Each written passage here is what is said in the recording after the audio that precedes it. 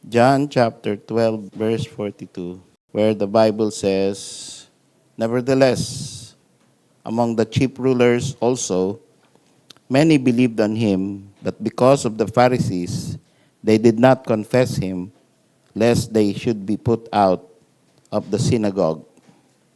Our message is about believing without confessing. Ang atin pong mensahe ay nakakatakot in the way because gali natin na hindi tayo nagsasalita tungkol sa Panginoon kahit tayo ay mga mananampalataya na. Tayo ay Friendship Sunday ngayon, subalit ang nadala natin ay yung galing sa Google at praise God, merong nag-attempt at nag-succeed na mag-invite. Meron tayong 3 visitors from Rashir. And meron tayong mga dati nang ma-attend, praise God. Ako din po ay nag-invite, but yung mga in-invite ko ay araw-araw halos, no? Every time, pag kumakain, pag kahapon, meron akong kausap na mga pulis, no? Binigyan namin ng trucks at in-invite. Yung pumupunta dito na Shopee at saka Lalamove, no? Alam na nila ito. So sabi ko, church ito, pastor ako. So baka gusto nyong pag Sunday dito kayo. So every day, we invite, and if there's a chance, also we testify about Christ. Yan ay automatic na dapat sa ating bibig. At hindi na natin ikinakahiya. Pero, ang sitwasyon kasi nitong mga Pharisees, chief rulers, sila ay mga may posisyon. Sila ay mayroong iniingatan na prestige. Sila ay mayroong mga power at mayroong nakakakilala sa kanila na hindi sila basta-basta naniniwala sa sabi-sabi at sa mga bagay na maaaring totoo pero lagi silang nagkakaroon ng second, third, fourth investigation, opinion, bago sila mag-declare na totoo yan. That's yung iba, no, yung mga tinatawag nating scientific method. Meron mo ng hypothesis. Pagkatapos, meron mo ng theory. Pagkatapos, sasabihin natin, proven na yan, theory na yan, magiging na yan, fact. No? Na fact check na yan, hindi na yan theory lamang, hindi yan sabi-sabi lang, kundi totoo na yan. Confirm. Yan. So ito, ang chief rulers, yung estado nila mataas, hindi sila basta pwedeng magsabi na totoo yan, si Kristo na nga yan, yan na yung Misaya. Dumating na yung inaasahan natin. Yung prophecy ni Isaiah natupad na, behold, a virgin shall conceive. Maaring, itong chief rulers na to, hindi nila pa uungkat. Saan ba yung pinanganak? Sa Bethlehem ba yan? Ang nanay ba niyan ay birhin? Kasi sabi ng Isaiah, behold, a virgin shall conceive. So kung yan ay virgin born, at yan ay sa Bethlehem, sabi nung panahon ni Herod, saan ba ipapanganak ang Misaya? May prophecy po. Sabi ng mga nakakaalam sa scriptures, doon sa advisors ni Herod. May prophecy po. Behold, thou Bethlehem Ephratah, though thou be the smallest among the tribes of Judah, yet out of thee shall be born he that shall be called the King of the Jews. So malamang, mahal na hari, ay sa Bethlehem. Kaya, ang ginawa ni Herod para maubos ang kanyang agam-agam na may papalit sa kanyang hari na hindi niya linya, pinapatay niya lahat ng mga bata because of that prophecy. Hindi naging positive yung prophecy, kundi naging negative. Death of the infants. Yan yung sineselebrate ng mga Catholic na Niños Inocentes. Yeah, kaya baka alam nyo, nakikininyos Inocentes kayo, hindi nyo alam na yun ang ugat nun. No? Pinatay yung mga bata.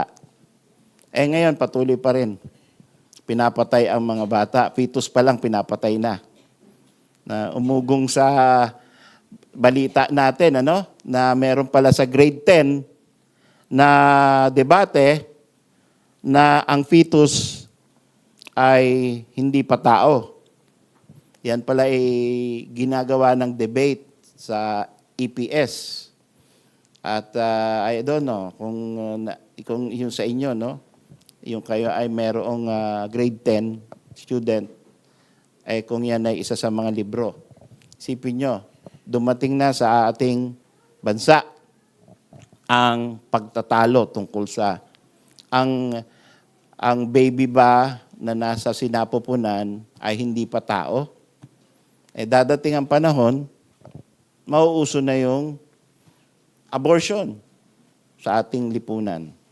Pagka yan ay naging popular debate at nananalo yung kabila, based on science. Pero malakas din yung science na the fetus can feel. Pagka ina-abort siya, nararamdaman niya yung crushing of the head. At umiiwas yung baby, umiiwas habang hinuhuli nung forceps na hihila sa kanya para maghiwa-hiwalay siya. No? So, yan po ay yung Niños Inocentes. But, itong mga Pharisees, chief rulers, ay kaya sila hindi nagde-declare agad dahil may sisita sa kanila na confirm na ba? Siya talaga ang Messiah? Oh. Yan ba ay linya ni David? Maraming criteria . Actually, sabi nga ng mga nag-aral, 250 prophecies of the scriptures was fulfilled by the Lord Jesus Christ from His birth up to His resurrection. And which is highly improbable na yun nga makatupad ka ng isa lamang na hula mahirap na . Yung pang 250 hula matutupad sa'yo ay talagang pagka inimbestigahan mo yung buhay ng Panginoong Jesucristo, siya talaga ang Mesiyas. Siya talaga ang Kristo. Kaya nga sabi ng Panginoon, if you believe not that I am He, you shall die in your sins. Sa dami ba naman ng propesiya, sa dami ng milagro, sa dami ng mga tamang doktrina na aking sinabi, kung hindi pa kayo naniniwala na ako na nga, iyang hinula na yan, mamamatay kayo sa inyong mga kasalanan.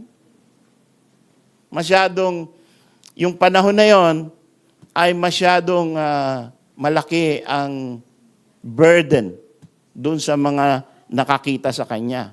You call me Lord, Lord, and you say right, because I am your Lord. But you do not do the things that I say. So you are worshiping me in vain. Kaya malaki mabigat ang responsibility ng mga taong nakakita sa Panginoon and still they did not believe. Pero ito, kalahati. No? Baka meron pa natitira sa atin dito na kalahati. Sana pagkatapos ng message, buo na ang inyong pananampalataya, tiwala, at ang inyong deklarasyon sa inyong buhay na ang Panginoong Jesucristo nga ang inyong Panginoon tagapagligtas. Yan ang pagkukulang ng mga chief rulers. Hindi sila fully persuaded and fully committed. Kalahati lang. No? Sila kasi ay may iniingatan na reputasyon. Sabi, the chief rulers, also, many believed on him. So, isipin mo na lang yun, ano? Ang dami palang believers ng Panginoon na hindi nagdedeklara na sila ay believers. So, parang ganun dito sa ating lipunan. No? Maraming nagsasabi, sila ay Kristiyano, pero hindi makita sa buhay. Secret followers. Secret believers. At yan ay minsan nakakadismaya to be a secret believer. No? Bakit hindi ka 100% committed and exposed? Ba't hindi mo ilantad? No? Mas matapang pa sa iyo yung mga bading na naglaladlad. Nilalantad nila kung ano talaga sila. No? Yung mga believers ay para hindi lang pinapakita. Hindi natin pinapakita kung gaano tayo ka-Kristiyano. Natatakot siguro tayo na baka sa future sisingilin tayo na Kristiyano ka pa naman. Yun ang iniiwasan ng iba, no? Bible believer ka pa naman. Baptist ka pa naman. Tapos ganyan pala ugali mo. Yun ang iniiwasan. Kaya yung iba nakakausap ko sabi, hindi pa po ako ready, pastor. Bakit naman? Kasi po, marami pa akong kasalanan. Ibig sabihin, marami pa akong kasalanan na ayaw ko pang ialis sa buhay ko. Yun yun. Di ba? Hindi yung marami pa akong kasalanan. Sinabi na nga ng Panginoon He that believeth on me hath everlasting life. He that believeth shall receive remission of sins. Remission. Ibig sabihin, aalisin niya lahat. Lahat ng guilt. Lahat ng dapat mong panagutan sa Diyos. Siya na ang mananagot. Sagot ka na niya. Ano pang kasalanan ng pinag-uusapan natin? Wala na. Pinagdusahan na ni Kristo. It is finished. So kung lahat nasagot na niya, ba't ba sabihin mo ngayon na hindi ka pa ready dahil meron ka pang kasalanan? Meron ka pang kasalanan na ayaw mo pang bitawan. Yun yun. Or ayaw mo man lang i-recognize na kasalanan yun. Minsan, may kasalanan tayo, pero gusto pa nating itanong, Pastor, kasalanan ba yun? Di ba? Favorite na tanong sa akin yan Pastor, kasalanan bang uminom? Kasalanan bang manigarilyo? Kasalanan bang magmura? Minsan-minsan lang naman. Kasalanan bang manligaw kahit may asawa ka na? O kasalanan bang tumanggap ng manliligaw kahit may boyfriend ka na? Ang daming tanong na kasalanan ba? Ibig sabihin, kaya ka nagda-doubt kasi alam mo na pumipintig yung puso mo Na masama yata ito No? The Holy Spirit convicts us of sin. Sinasabi na nga ng Panginoon sa atin Di ba? When in doubt, whatever is in doubt is sin if you do it. Yun ang patakaran na maganda sa buhay. Pagka ikaw ay hindi sigurado sa isang moral question, huwag mong gawin. Isettle mo muna.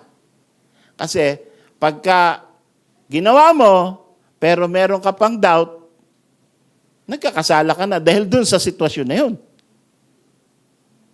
Whether kasalanan yun talaga o hindi, yung doubt kasalanan dahil ginawa mo, nagda-doubt ka pa. Intindihan ba natin yun?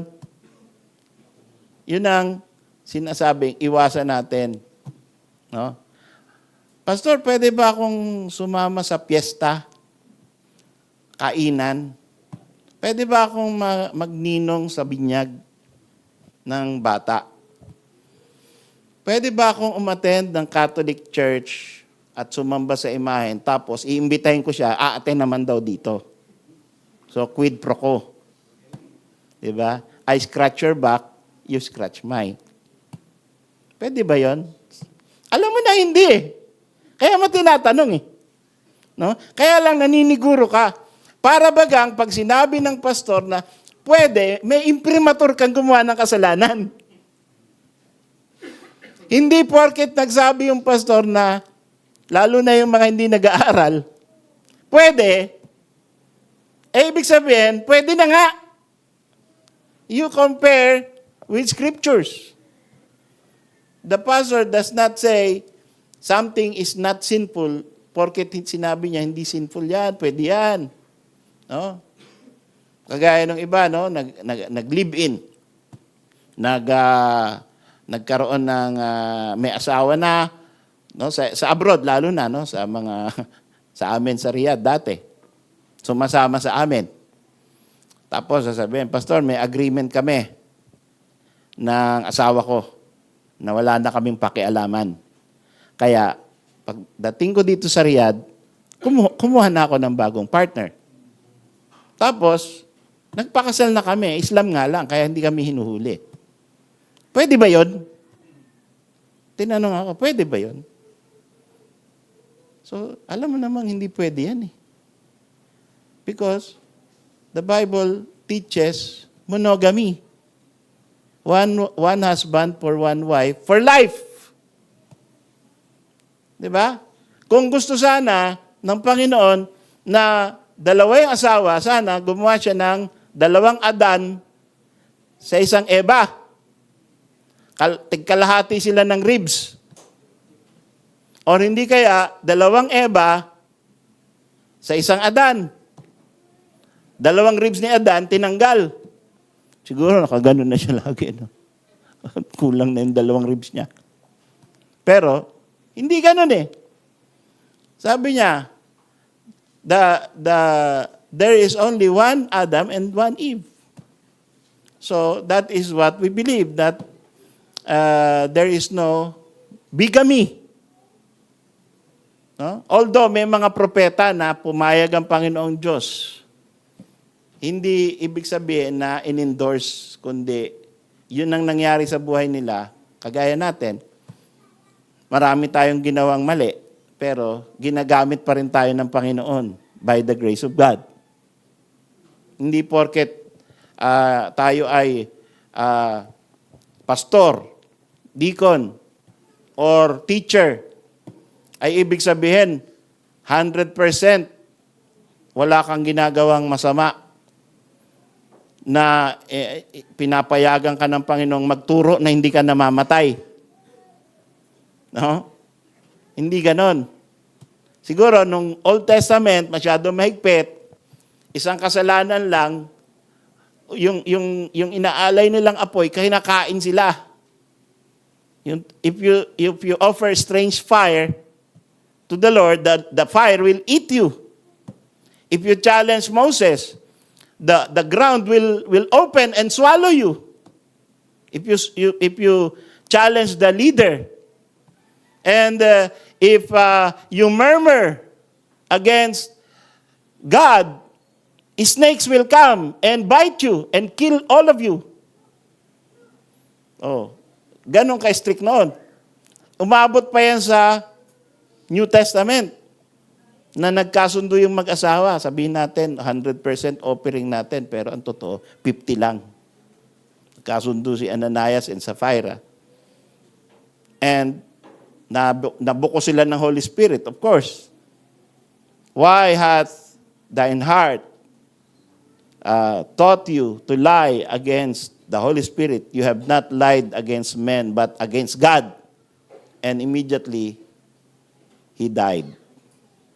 So, New Testament na yan, church age na yan, meron pa rin namamatay. And fear came upon all, so that people did not dare join.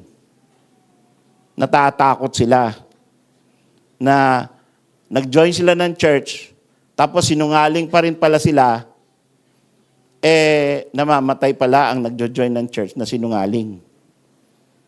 So, yun ang mga nangyayari during that time. Ngayon, marami ng sinungaling members ng church, hindi namamatay. So, mag-join na kayo. Hindi ngayon uso yung biglang namamatay. No? Mahaba ang pasensya ng Panginoon. Mahaba ang grace ng Panginoon. Binibigyan tayo ng second chance ng Panginoon. Hindi tayo agad pinapatay. No? Of course, choice pa rin ng Panginoon yan. Minsan, i-connect natin yung ating ubos yung yaman natin, nagkasakit tayo, na-aksidente tayo, nanakawan tayo, nasunugan tayo. Ang una nating reaction, meron kaya akong ginawa laban sa Panginoon, kaya pinayagan niya ito. Yun ang unang reaction. Sabihin mo, Panginoon, Lord, meron po ba akong atraso so that you allowed this to happen to me? Is this a teaching experience? Is this judgment on earth? Or is this a trial? Minsan ganun din, trial, no? Wala kang ginawang masama. Pero tinetest ka, kagaya ni Job. So, pero ang punta lagi natin, Panginoon. But, dito, meron tayong trial na dapat isettle. Believing without confessing. Apply natin sa sarili natin. Am I like the Pharisees, the chief rulers? I am a believer, I am a member of this church, but I lack confessing Christ to my people, to my loved ones, to my friends, to my peers, to people I know. Yun bang lahat ng kakilala mo, alam na ikaw ay isang Baptist, isang Kristiyano, isang Bible believer, ikaw ay follower ni Kristo? Lahat ba? O nahihiya ka o hindi mo sinasabi, secret mo lang? Yun ang kailangan i-settle natin. Tanong natin sa sarili natin. No? Magkaroon tayo ng self-examination so that we will not be like the Pharisees, the chief rulers, dahil sabi rito, lest they should be put out of the synagogue. Natatakot sila na i-ostracize, i-out of place. Tayo ba'y may takot na kapag nalaman nilang Bible believer ka at Bible believing implementer ka, yung you do not just talk about it, you really live it. Sabi ni James, no? Sabi niya, be ye doers of the word and not hearers only. Dahil kung ikaw ay hindi doer, hearer ka lang, para kang isang tao na pumunta sa salamin, nakita mo, ang dahil mong no, sumobra yung lipstick mo, o sumobra yung kilay mo, or marami kang buhok dito, haba na, no? Nakita mo, ang ganda ko talaga. Yun pa rin ang comment mo sa sarili mo. Or, naparami yung pulbos mo, so that ito maitim, ito puti-puti. Pero sabi mo, okay na to. Yan. So, kagaya ka raw ng ganong klase. Nakita mo na mali, pangit, hindi tama, pero okay lang. Ganyan daw yung isang tao na tumingin sa salita ng Diyos, nakinig sa salita ng Diyos, pero walang ginawa sa kanyang buhay na pagbabago. Be ye doers of the word and not hearers only. Walang kwenta ang pagiging member ng church if you do not implement the Word of God in your life. Walang kwenta ang pagtawag sa akin na pastor kung lahat naman ng mga panukala ko, lahat naman ng mga announcement ko na ito gawin natin, hindi nyo naman pinapakialaman na parang walang narinig. Basta ako gagawin ko kung ano yung gusto ko sa buhay ko. A-attend lang ako dyan para maibsan ko yung konsyensya ko na linggo ngayon, kailangan na-a-attendan ako. Pagkatapos niyan, nabilang na ni Sister Shine yung attendance ko, okay na ako. Next Sunday na ulit. Yun lang ang buhay ko. So that is called nominal Christianity. Christianity for the sake of numbers. Christianity for the sake of identity. Halimbawa, nag-fill up ka ng biodata. Religion, Christian. Christian ka pala, hindi ka Muslim. Mag-Muslim ka na lang. Pwede rin. Nominal. Just for the sake of numbers. Just for the sake of identity, but not for the sake of life. Now, these people who were believing without confessing, mga Israelites to, mga children of Israel. At sa kanila applicable yung Romans 10:9. Anong klaseng confessing ang nire-require sa kanila or ine-expect sa mga Pharisees na to? Sabi ng Romans 10:9, that if thou shalt confess with thy mouth the Lord Jesus, and shall believe in thy heart that God hath raised him from the dead, thou shalt be saved. So, ang ina-expect sa kanila is, ang understanding mo ng salvation leads you to say, Lord Jesus. Hindi basta may kilala akong Jesus, kundi Lord Jesus. Pag sinabi mo kasing Lord, si Jesus, ibig sabihin, nagpapasakop ka na sa lahat ng aral ni Jesus. Hindi mo siya tinuturing na one of the great teachers. Hindi mo siya itinuturing na kapantay lang ni Muhammad, ni Buddha, or ng one of the people who are famous. He is the Lord. He is the Christ. And there is nobody at His level in your life. Ibig sabihin, if He is the Lord, if you say, if thou shalt confess with thy mouth the Lord, it means you are no longer the Lord of your life. Hindi na ikaw ang driver ng minamaneho mong buhay. Meron ng ibang driver. Nakasakay ka na lang sa kanya. Siya na ang Panginoon ng buhay mo. Ganun ba? Totoo ba na ito sa buhay mo? Do you confess Jesus as Lord? Sa mga tatay, mga nanay, kung Lord ang Panginoon sa buhay mo, yung mga anak mo ba, tinuturoan mo na ang Panginoon ko ay si Jesucristo? Alam ba nila? Kilala ba nila?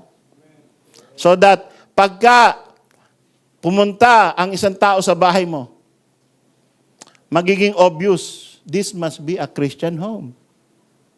Pag tinanong yung anak mo, magiging obvious, this must be a child of a Christian parent. Obvious. Hindi lang yung pinagmamalaki mo yung grades niya. O talino niya. O ang galing niya sumayaw. O ang galing niya kumembot. Ang may pagmamalaki mo sa kanya, kahit hindi mo, on the spot, may bumisita sa bahay mo. On the spot, makikita yung anak mo, talagang tinuturuan ng magulang na maging Kristiyano. Kasi wala kang ginawa araw-gabi kundi pumuri sa Panginoong Hesus. Siyempre, makikita ng anak mo yun, ganun palang maayos. No? Doon sa amin sa Tatalon, isa sa mga illustration ni Pastor Abante Sr. Narinig niya minsan na dumadaan siya, nagbe-visitation, narinig niya, pinagmamalaki ng magulang. Sabi niya, Tonyo, tingnan mo itong anak mo, ang galing ng magmura. So, tuwan-tuwa yung nanay. Dahil, ang galing ng magmura ng bata. No? Nakakatuwa. Iyon ang katuwaan nila. Tapos, yung tatay, ibang bahay naman to ang tigasindi ng sigarilyo, yung anak niya. Doon naman sa susunod na bahay, dahil bahay doon squatter area yun Yung kainuman niya, anak niya. Kainuman niya. Yung isa naman, tagahimas ng manok. Tinuturuan niya paano maglagay ng tare. That's common all over the Philippines. No? And that is a matter of pride for the before they learn the ABC. They know how to drink, they know how to cigar, no? And that is not the Christian home na dapat makikita natin sa kung totoong you confess Jesus Christ as Lord. Hindi yung mouth mo lang, kundi yung buhay mo. If thou shalt confess with thy mouth the Lord Jesus and shalt believe in thine heart that God hath raised him from the dead, thou shalt be saved. Pagkaya nangyari sa isang Pharisee na lalo na chief ruler, sinabi niya, Lord Jesus, tanggal automatic yan sa synagogue. No? Ganyan katindi yun. Yung consequence. Sabihin mo lang, Lord Jesus. Jesus is my Lord. Tanggal yan. Ostracize yan. Wala nang babati dyan. Sa atin, no? Walang problema Kaya hindi pwedeng gawing pamantayan ito ng salvation para sa current generation, lalo na sa Pilipinas. Bakit? Yung Catholic, Jesus is Lord din Pag sinabi mo, do you believe Jesus is Lord? Yes. Do you believe that God that raised him from the dead? Yes. Bata pa ako, yan ang turo sa amin ng mga pare at mga nun. No? Nanay ko, yan. I believe in one God, the Father Almighty, Creator of heaven and earth. I believe in Jesus Christ, born of the Virgin Mary. Dire-recite namin yan tuwing misa. Every Sunday. From the childhood. So we believe that Jesus, as Catholics, we believe Jesus is Lord. Jesus is part of the Trinity. And he was raised from the dead. So, pag in-implement mo, Romans 10:9, if thou shalt confess with thy mouth the Lord Jesus and believe in thine heart that God raised him from the dead, anong sabi? Thou shalt be saved. Saved ba ang Catholic? If a person, whether Catholic or Baptist, believes that salvation is by works and not by grace alone, he's not saved. Included ang Baptist. Kasi sabi ng Ephesians 2:8-9, for by grace are you saved. So dito tayo nagkakaiba. No? Kaya hindi pwedeng Romans 10:9 lang. Sabi ng Ephesians 2:8, "For by grace are you saved through faith. It is not of yourselves. It is the gift of God, not of works, lest any man should boast." What does the Catholic believe? What does the Pharisee believe? What does the chief ruler believe? That he can believe God, he can believe Moses, and maybe he can believe even Jesus, but he cannot believe that by believing in Jesus, saved na siya by grace. He has to work. He has to earn. He has to have more points in order to be saved. He has to maintain his own righteousness in order to be saved. Yan ang dividing line. Yan ang pagkakahati natin. No? So, kung ikaw ay sumampalataya na kay Kristo bilang tagapagligtas at naniniwala ka na si Kristo ay nabuhay na muli, naniniwala ka sa puso mo. Okay? Kung ikaw ay hindi yan ang pagpapalaki sa'yo, pinalaki ka na walang Diyos o pinalaki ka na si Kristo ay hindi Diyos, hindi totoong Mesiyas, siya ay pinalaki kang, siya ay impostor, kagaya ng mga Hudyo. Okay? Yan ang pagpapalaki sa'yo. Kagaya ng mga Muslim, na si Kristo ay hindi pinako sa krus. Siya ay hindi Panginoon. Siya ay hindi Son of God. Siya ay tao lamang. Siya ay propeta lamang. Yan ang pagpapalaki sa'yo. Suddenly, naintindihan mo, Jesus is Lord. And you confess with your mouth to your family, to the mosque, to the synagogue. I believe now that Jesus is Lord. I believe in my heart that God raised him from the dead. You can kill me.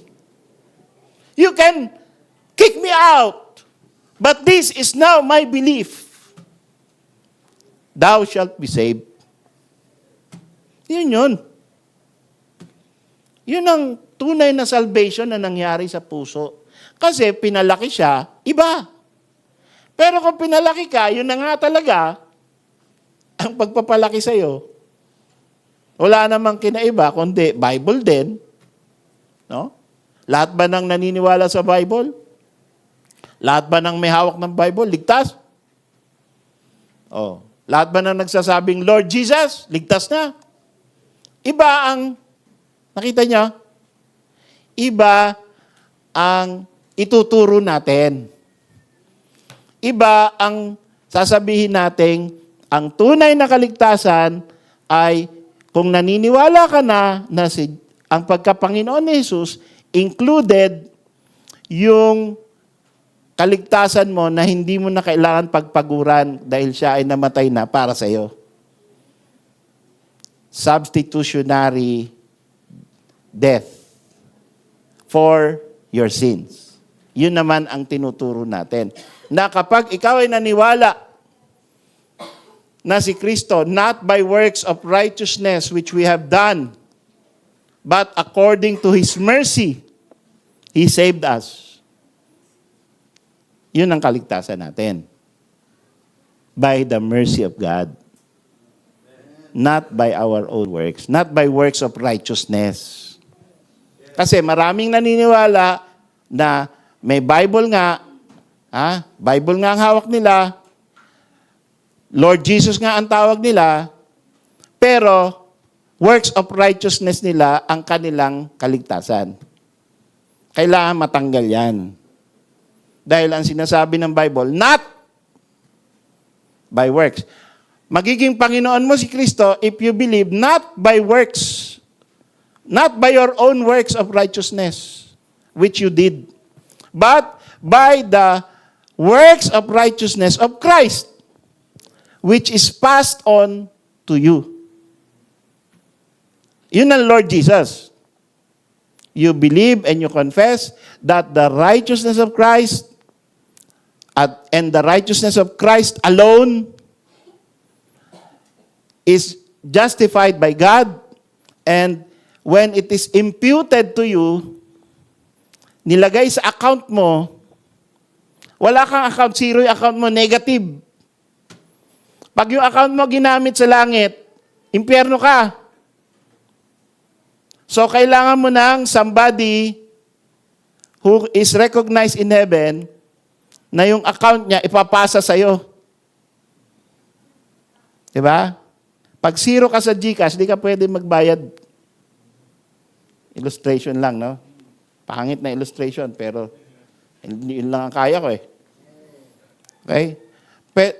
Sabihin mo doon sa, sa Saburi Chicken, pwede ba GCash? Oh, pwede ba zero? 500 pesos yun eh. No? So, gagawin yan, papasahan ako. Sabihin ko doon sa meron, pakipasahan mo nga ako ng 500 para mabayaran ko to. Oh. So, zero na ako. Although may GCash credit. May lusot pa rin. Pero ibig sabihin, hindi mo na pera yun eh. Pero nakakakuha ka ng benefit sa hindi mo na pera. So, makakakuha tayo ng kaligtasan, ng benefit of salvation, ng benefit of escape from hell, not by our own righteousness, but by the righteousness of Christ passed on to you. Amen. Do you believe that? Yes. Yan ang pagiging ibig sabihin ng pagtawag kay Jesus na Lord Jesus. Kagaya ng nangyari kay Paul. No? Nangyari kay Paul, sabi na Paul, Saul, Saul, why persecutest thou me? Sabi ni Paul, sabi ni Saul, who art thou, Lord? That's the first time he called Lord Jesus. I am Jesus whom thou persecutest. What wilt thou have me to do, Lord? The first time he called Jesus Lord. But before that, he hated Jesus Christ. Transformation. Ganon din yung thief on the cross. He was mocking Christ.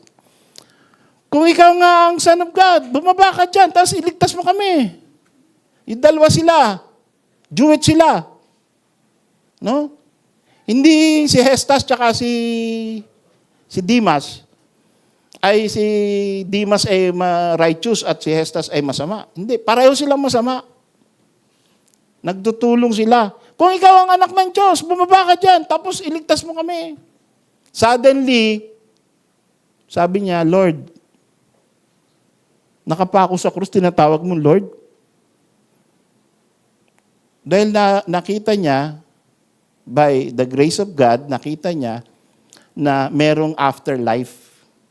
Merong kingdom to come. At sabi niya, Lord, remember me when you come into your kingdom. Today, thou shalt be with me in paradise. Amen. See? The power of Jesus Christ. So, ang pagtawag natin ng Lord sa Panginoon, ibig sabihin, sinusuko natin yung ating ordinaryong pag-iisip. Dahil ang ordinaryong pag-iisip natin, kikitain natin yung kaligtasan eh. Pagtatrabahuhin natin yung kaligtasan eh. Yun ang ordinaryo. Hindi ka gumagraduate sa elementary na hindi ka nagtatrabaho at hindi ka magaganda ang grades mo. Although ngayon, meron na yatang zero fail, which not good. No? Sa amin noon, may bumabagsak. Merong elementary, binata na, elementary pa din. No? Lagi siya sa RO4. Merong high school, kasabay ko sa high school. 8 years na sa high school. Nung sa Magsaysay. Kaya guns na siya. No? Kasi Ang tandaan na, high school pa din. Hindi pumapasa bagsak lagi. Oh. So, ngayon hindi, zero fail. No? Kahit na hindi marunong yan, ipasa mo yan, teacher. Oh. So, sa atin, ang alam natin, kailangan mo ng merits para ikaw ay pumasa. Yan ang pinapalaki sa atin. Sa kaligtasan, hindi mo kailangan ng merits, kailangan mo ng merits of Christ para ikaw ay pumasa, kapasok sa langit. Papaano? By He is your Lord who died for you. Yun ang kailangan natin. Ngayon, next point is, pagka ikaw ay talagang ligtas na, talagang alam mo na, talagang ang Panginoon ay kinausap ka na, pinatawad na kita sa iyong mga kasalanan, ikaw ay aking anak, ikaw ay biyaheng langit. Okay. So settled na yan. Ito naman ngayon. Sabi dito sa Luke chapter 12, verse 8 to 9. No? Ito naman ang kailangan nating isettle sa ating puso. I say unto you, whosoever shall confess me before men, him shall the Son of Man also confess before the angels of God. But he that denieth me before men shall be denied before the angels of God. How do we know na totoo yung ating profession of faith? How do we know na hindi lang natin niloloko yung sarili natin? Diba? Yun ang susunod na question eh. Pagka ikaw ay nag-declare na I am saved. Saved by the blood of the crucified Lamb. Oh. Tapos, kanta ka na ng kanta sa Baptist Church. Diba? You are saved. When the roll is called up yonder, I'll be there. Oo, diba? So, okay. Settled ka na. Tuntua ka na. Ngayon, sabi ng Bible, lagi kang magko-confirm. Make your calling and election sure. Lagi mong yung kumbaga natutuwa ka. Katuwaan mo na nako-confirm and nako-confirm, hindi nagda-doubt, kundi laging araw-araw natutuwa ka kasi the Lord keeps on reinforcing your faith na ikaw ay one of His children. Yun ay masarap na maramdaman that He is my Father, I am His child. How do you do that? Ito yun. Luke 12:8-9. Whosoever shall confess me before men, him shall the Son of Man also confess before the angels of God. Isa sa mga confirmation, araw-araw, na tayo ay mayroong kaligtasan sa biyaya ng Diyos, you confess Christ before men. Activities mo yan. Katuwaan mo yan. Yan ay isa sa mga kagaya ng tanghalian mo na ano ba mga tanghalian nating masarap? No? Yung punta kami ng Nasugbu. Sarap na sarap sila dun sa bulalong, ang lambot-lambot. No? Halos pati yung buto pwede mong ngatain kasi ang lambot. Exaggeration na yun. No? Pero, ang lambot talaga ng bulalo. Kaya, si Jojo ang tatanungin, mas gusto niya mag-camp sa Nasugbu kaysa sa Mexico eh. Kasi sa Mexico, Pampanga, longganisa. No? Sa Nasugbu, bulalo. Oh. Gagawa na lang tayong bulalo ron, Brad, sa Mexico. Okay? So, ngayon, ang sarap ng pakiramdam na yung pagkain na paborito mo inilagay sa hapagkainan. Di ba? Ganon din ang pakiramdam that you, as a Christian, you confess Christ before men. Ganon dapat nararamdaman natin. At pagka na-achieve mo yung ganong daily life, ang saya ng buhay Kristiyano. Less ang depression, mga kapatid.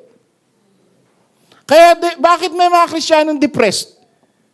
They do not confess Christ before men. Kaya ka-depress eh. Ano ang sagot ngayon sa Kristiyanong depressed? Confess Christ before men.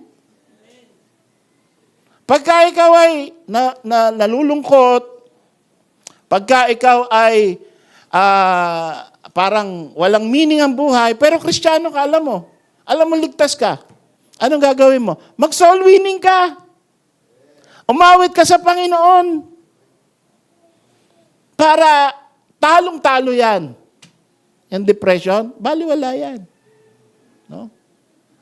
Kapag ikaw ay nabibigatan lubha, pagka ikaw ay downhearted, ika nga, confess Christ before men. Maghanap ka. Ha? Ang lungkot ng buhay ko ngayon. Makahanap nga dito ng maiso-soul win. No? Punta ka sa labas ng bahay mo.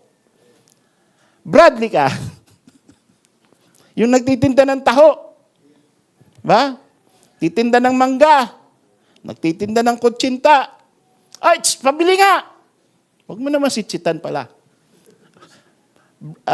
Sir, pabili.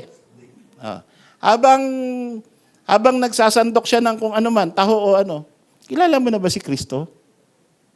Di ba? Tingnan mo yung ano niya. Tapos magpapasalamat pa sa iyo. Thank you, sir, ha? Ito, babasahin. Libre yan. Ha? Kung kailangan mo pa ng malaman tungkol pa kay Kristo, balik ka dito. Ha? At magdala ka ulit ng kutsinta o ng taho. No? Punta ka lagi dito. No? So, yung mga ganon na sa buhay natin ay parte na ng buhay natin yan. You confess me before men. But, paano mo malalaman? Paano natin dito sa church masasabi na ang isang member or ang isang nagsasabing Christian ay parang ang ugali parang hindi saved. Hindi natin masasabi kasi na saved o hindi eh. Di ba? Sa Panginoon yan eh. Pero mahalata natin yung ugali na hindi saved eh. Di ba? Kasi no fornicator, nor idolaters, nor adulterers shall inherit the kingdom of God. So, tinuturuan tayo ng scriptures, 1 Corinthians 6:9, pwede mong mahalata kung sino yung unsaved. Hindi mo pwedeng husgahan na unsaved yan, na sa impyerno yan. Pero pwede mong mahalata pagka may behavior na hindi pang-Kristiyano. So, ito ang isa. Ang sabi, he that denieth me before men shall be denied before the angels of God. No? Wala kang amor, wala kang palo, wala kang kusang palo sa pagsasalita tungkol kay Kristo. Wala kang joy sa pag-aaral tungkol kay Kristo. Hindi ka natutuwa. Mas natutuwa ka manood ng YouTube. At ang pinapanood mo sa YouTube, yung mga comedy na 4-letter words, yung mga tungkol sa worldliness, no? Patayan. Yun ang ano mo. Doon ka ang saya-saya mo. No? Kahit mag-YouTube, YouTube marathon. Sino dito nag-YouTube marathon na, no? Yung talagang, bakasyon ngayon, pambihira, mula alas 8 ng umaga hanggang alas 8 ng gabi. YouTube ito. Pagkatapos ng YouTube, Netflix naman. Oh. So, tatawagin ka kakain. Kakain na. Hindi pa tapos to, mamaya na. Mas importante to. May assignment ako dito. May exam ito mamaya. Di ba? So, inubos mo yung oras mo doon sa mga walang